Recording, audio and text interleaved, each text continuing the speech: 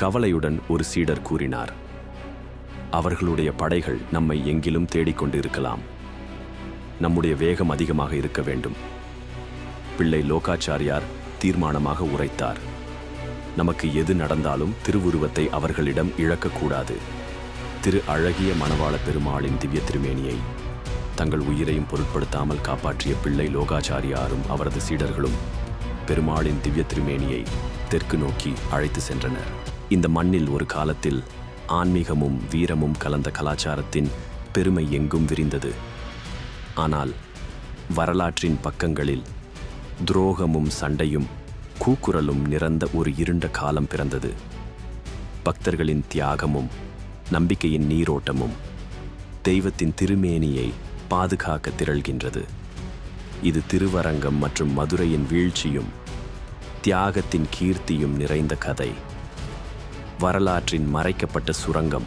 இந்த பதிவில் நாம் 14ஆம் நூற்றாண்டில் மதுரை மற்றும் திருவரங்கத்தில் தில்லி சுல்தானிய ஆட்சியினால் ஏற்பட்ட போர் மற்றும் அடக்குமுறை பற்றி காண்போம். அதற்கு வடக்கில் ஆட்சி செய்த ஹொய்சாளர்கள், காக்காதியர்கள், தேவகிரி யாதவர்கள் ஆகியோர்கள் சுல்தானியர்களால் எவ்வாறு கையாளப்பட்டார்கள் என்பதையும் காண்போம். இந்தியாவின் சரித்திர பக்கங்களில் வீரமும் வஞ்சகமும் கலந்து பின்னப்பட்ட கதை நிறைய உள்ளது. மதுரை போரின் பசிமணமும் பக்தியின் புனித வாசனையும் கொண்ட மண். ஆனால் அதற்கு முன் போரின் ஓசைகள் இதை சிதறடித்தன. அலாவுதீன் கில்ஜி கூறினான், இந்த தேசத்தின் அனைத்து பகுதிகளும் என்னுடைய கட்டுப்பாட்டில் இருக்க வேண்டும். தேவகிரியும் அதன் செல்வமும் என்னுடையதாக ஆகும்.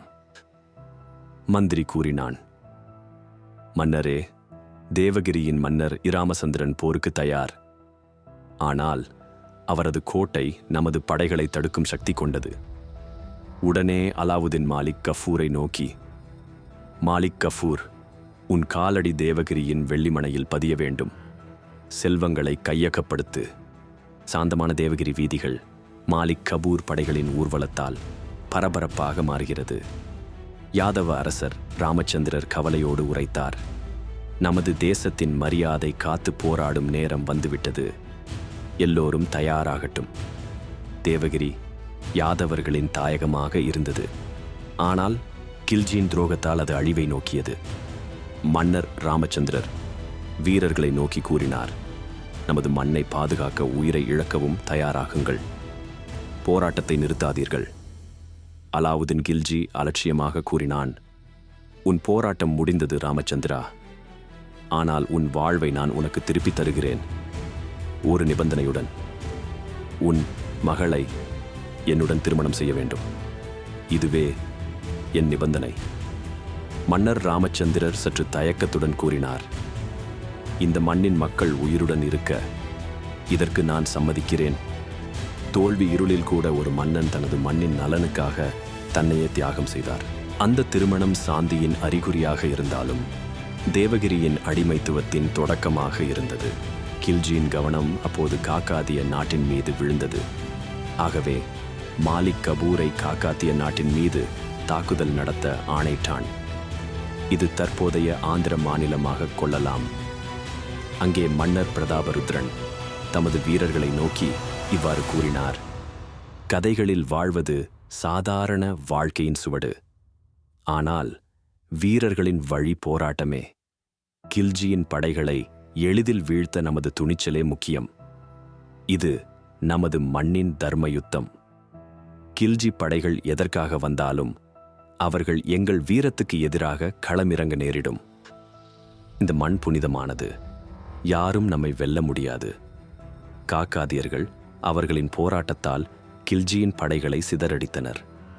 ஆனால் பின் நாட்களில் சூழ்ச்சியின் மூலம் மாலிக் கஃபூர் காக்காதியர்களை தோற்கடித்தான். காக்காதியர்கள் அவர்களது செல்வங்களை காப்பாற்ற முடியாமல் போனது. மாலிக் கஃபூர் ஓர் அற்பச் சிரிப்புடன் கூறினான், இந்த பொக்கிஷங்கள் மட்டும் போதாது. உங்களின் வலிமையும் தெய்வீகமும் இப்போது கில்ஜி சாம்ராஜ்யத்திற்கு தலைவணங்க வேண்டும். காக்காத்திய மண்ணின் புகழும் பொக்கிஷங்களும் கில்ஜியின் பேரரசின் இரக்கமில்லா கைகளில் மூழ்கின. ஆனால் இதுவும் ஒரு கதையின் தொடக்கம் மட்டுமே. இந்த வெற்றி மாலிக் கபூரின் கைகளில் மட்டுமே இருந்தது. அவன் அடுத்த இலக்கை நோக்கி சென்றான். கில்ஜியின் கவனம் அப்போது ஹொய்சாளர்களின் பக்கம் திரும்பியது. இந்த நாடு தற்போதைய கர்நாடக மாநிலமாக கொள்ளலாம். அது தென்னிந்திய வரலாற்றின் மெருகூட்டப்பட்ட கலை களத்தை ஆளும் வீரத்துடன் பிரகாசித்த ஹொய்சாளர்களின் காலம். சமஸ்கிருதம், கன்னடம் போன்ற மொழிகளில் ஹொய்சாளர்கள் தங்கள் பண்பாட்டின் மெருகை எழுதினார்கள். பெலூர் மற்றும் ஹலேபிடு போன்ற திருக்கோவில்கள் அவர்களின் திறமையை பதிவு செய்திருந்தன. கிறிஸ்து பிறப்பு 10ஆம் நூற்றாண்டில் தொடங்கி 14ஆம் நூற்றாண்டு வரை ஹொய்சாளர்கள் தங்களின் அசைக்க முடியாத அரசாட்சியை நடத்தினார்கள்.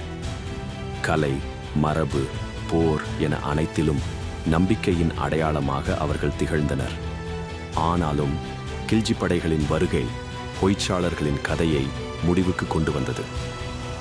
ஹொய்சாள மன்னர் 3ஆம் வல்லாளன் கூறினார், நம் கையில் உள்ளதெல்லாம் நாம் இழக்காமல் பாதுகாக்க வேண்டும்.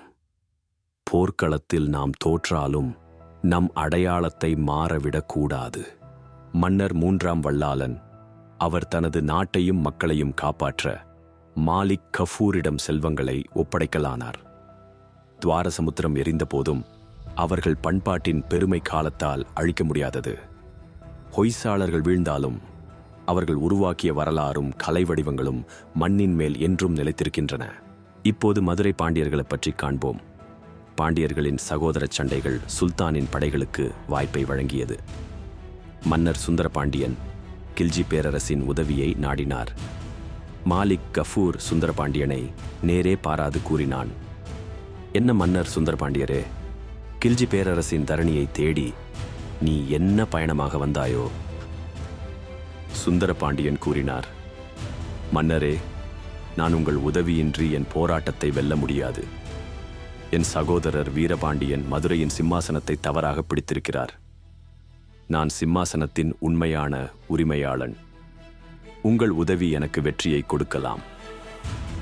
மாலிக் கஃபூர் கிண்டலுடன் கூறினான், மன்னர்களின் சிம்மாசனத்திற்கு கோடிகளும் இரத்தமும் தேவைப்படும். என்ன தருகிறாய் நீ சுந்தரபாண்டியா? நான் மதுரை மற்றும் அதன் செல்வத்தின் அரை பாகத்தை கில்ஜி பேரரசுக்கு கொடுப்பேன்.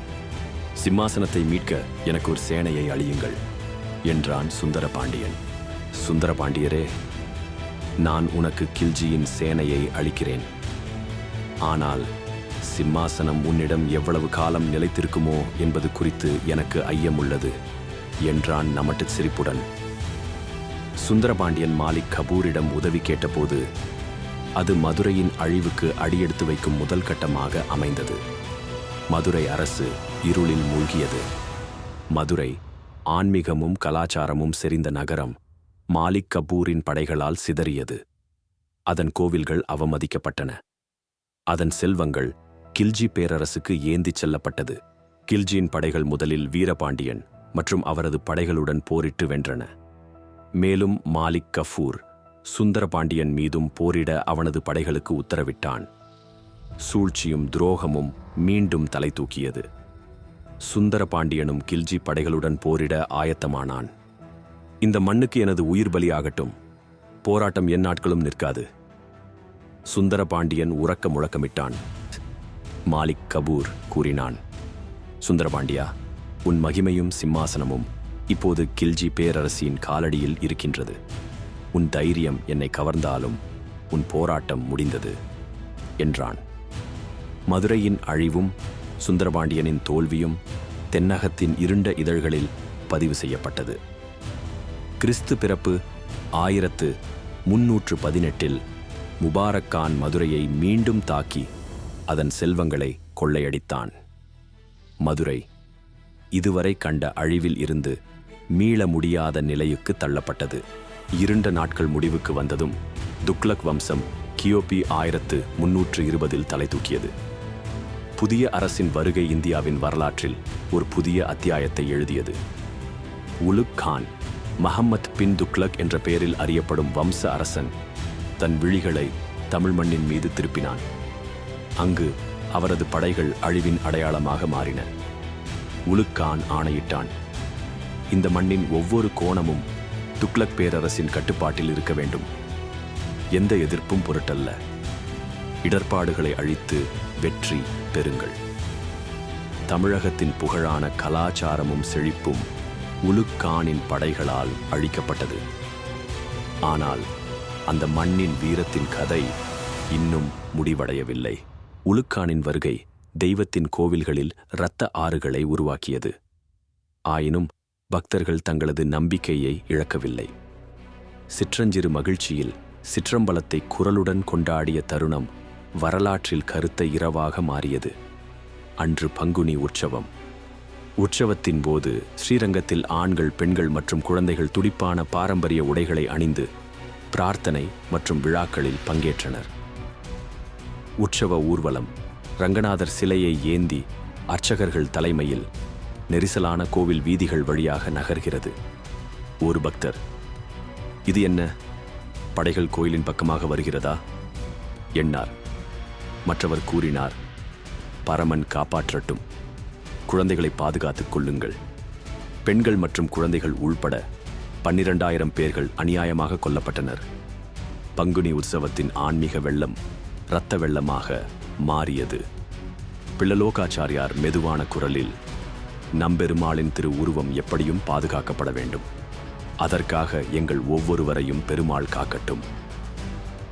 கவலையுடன் ஒரு சீடர் கூறினார், அவர்களுடைய படைகள் நம்மை எங்கிலும் தேடிக்கொண்டிருக்கலாம்.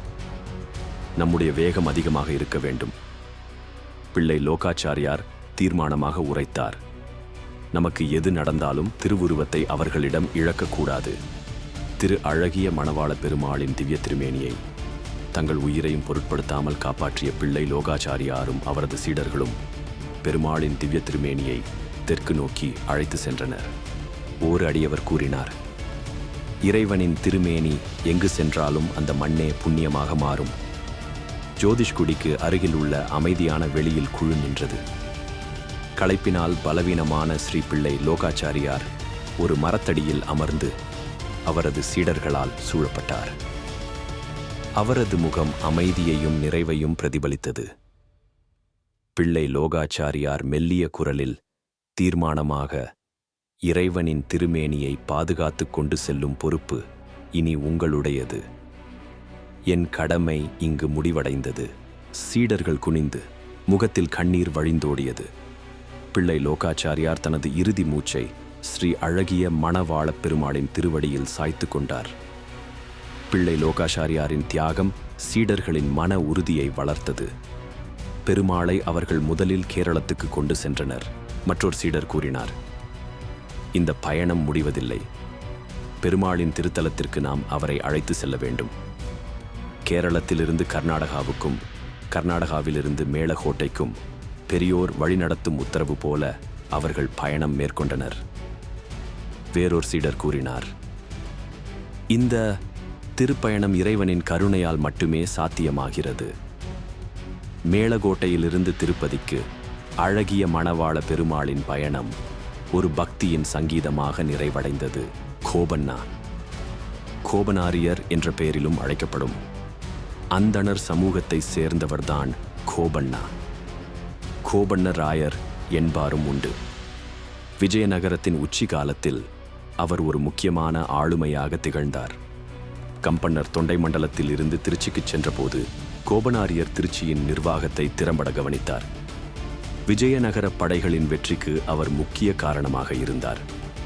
சுல்தானிய கட்டுப்பாட்டில் இருந்த சோழ மண்டலத்தை வெல்ல கோபனாரியரின் திறமை சவாலான எதிர்ப்புகளையும் தோற்கடித்தது. சோழ மண்டலம் மீட்கப்பட்டது. ஸ்ரீ வைஷ்ணவ சம்பிரதாயத்தின் சிறப்பு ஆச்சாரியரான ஸ்ரீ வேதாந்த தேசிகர் போராட்டமும் அச்சமும் நிறைந்த இந்த நாட்களில் தன்னை பெருமாளின் திருப்பணி மற்றும் பாதுகாப்புக்கு அர்ப்பணித்தார்.